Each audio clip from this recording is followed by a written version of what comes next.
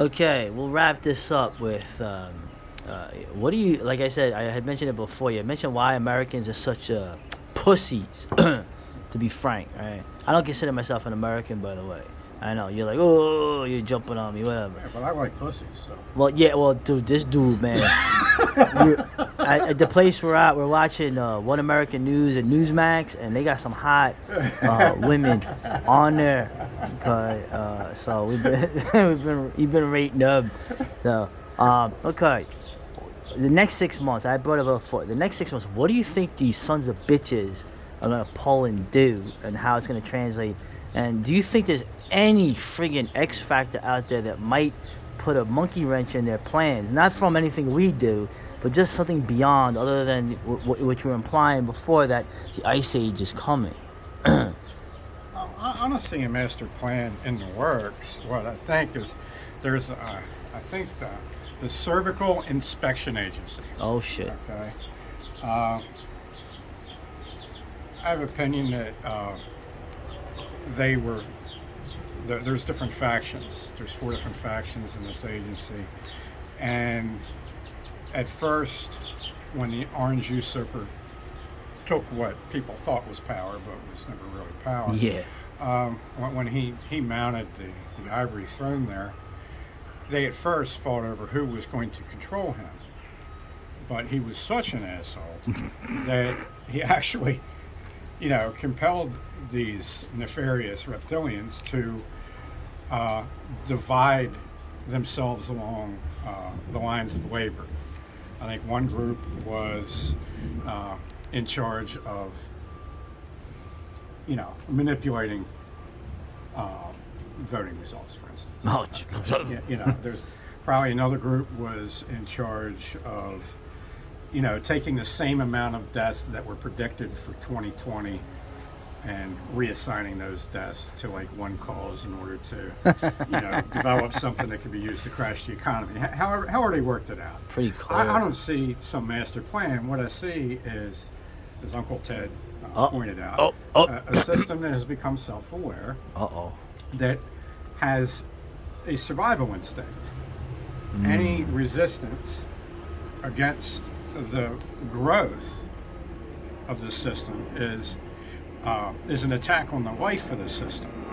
As soon as you stop growing, you start to die. Okay, so I believe that the system of control, which is vast, you take every corporation, every publicly held corporation, and a lot of the private corporations, every politician, every bureaucrat.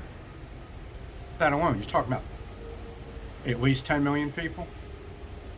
That's how many cells there are in this organism.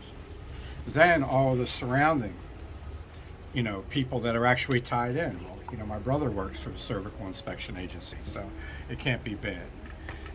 Just the desire to stay alive as a system is going to cause every cell in this system that has not become cancerous and has not started to malfunction. If that happens, he ends up in a Mercedes-Benz mishap. Okay? To subconsciously, unconsciously, and consciously work towards the perpetuation of the system and the overcoming of friction. The problem is once you've taken a wrench and you've thrown it in the gears of the system, like electing some loudmouth New York guy that you think can get something done, and then the system has to overcome that, then the system has geared up, and it has geared up towards its strength.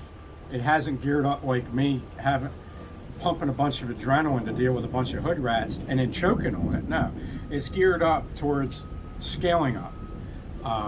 And once it's ground down that resistance, now it's in 5th gear and it's just going to keep on going. So it's just got momentum. I don't see anything in the short term other than an act of the old god. Like a meteor or comet or something like that, to strike down a new god. Any gradual act of God, like the cooling cycle that we're going into. The system's got that dialed in more than anybody. For 30 years, they've been telling you the planet's warming when it's going into a cooling cycle, and they know it. Okay? Just so that they know when the music's going to stop. okay, and they got a chair to sit down in, and you don't, because you think the music is still just getting started. So nice analogy. I think it's really, you got to think along the lines of surfing, the apocalypse. It's a wave, there's tidal aspects to it. And if you think along the lines of fighting it, then you just get ground. You're the sandcastle, you just get ground up by it. And, you go the way of the condor. Or the dodo bird. Probably more likely the dodo bird. Dodo. But, I'm optimistic that for creative people and for smarter people that are not slave-minded, that they're going to come out better in the end. The people that you've got a population crash as far as the birth rate. Oh, jeez. Amongst the shittiest people in human history.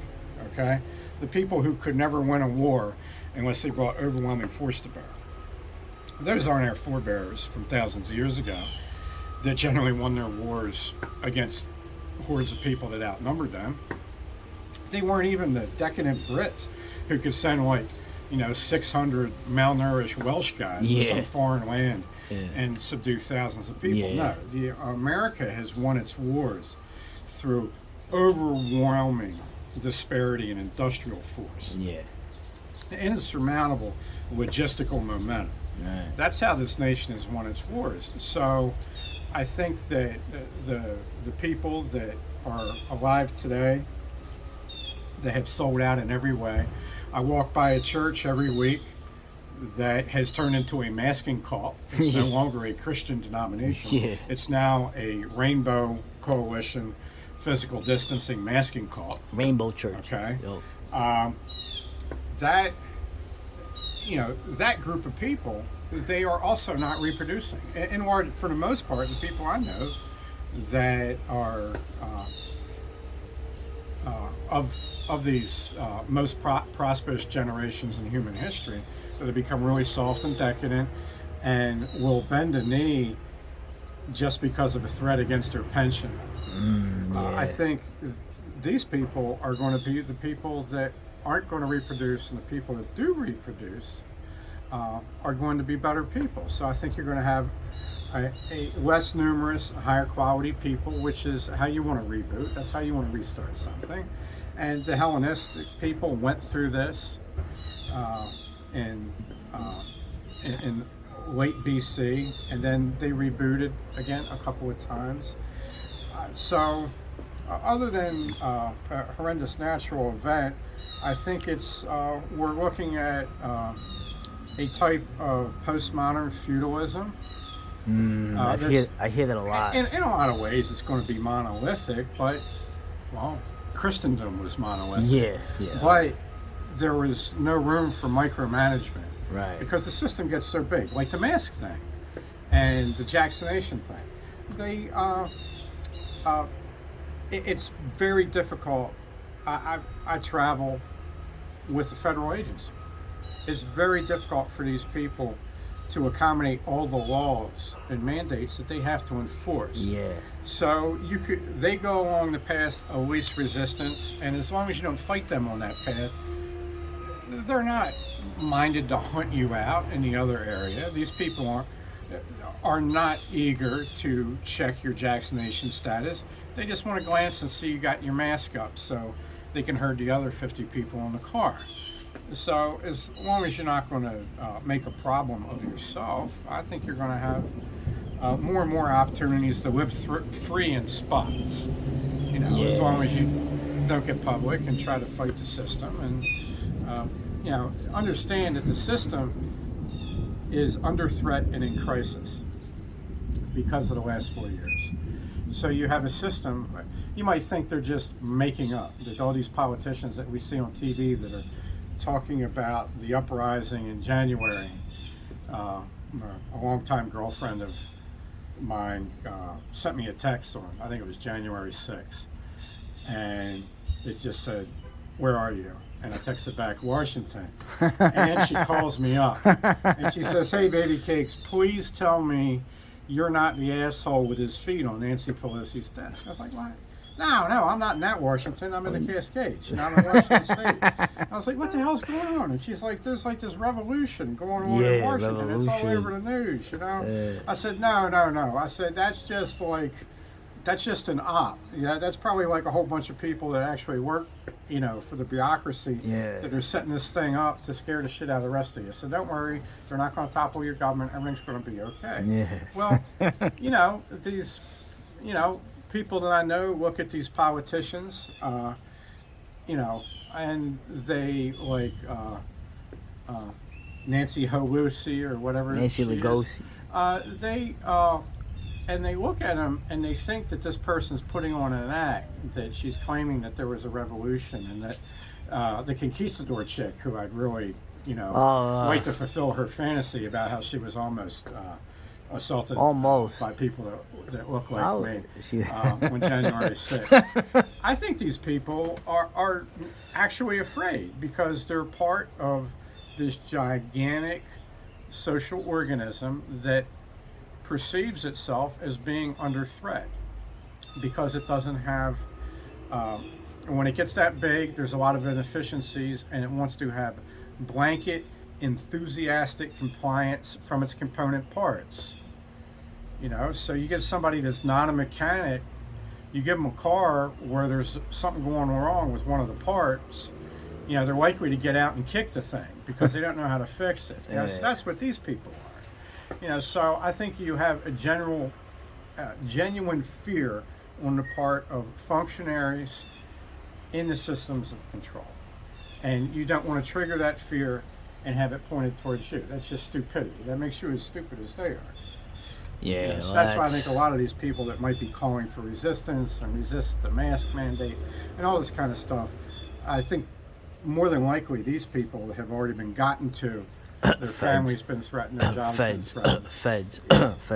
And they're being made to convince people to get themselves in trouble. So I just think you should just try to stay out of trouble. Yeah, all right, so that was it, man. This is like great stuff, man. So Ernst Younger would be proud. So, all right, the Hobo is getting ready to head out to the go west, old man. Yeah, go west, old man.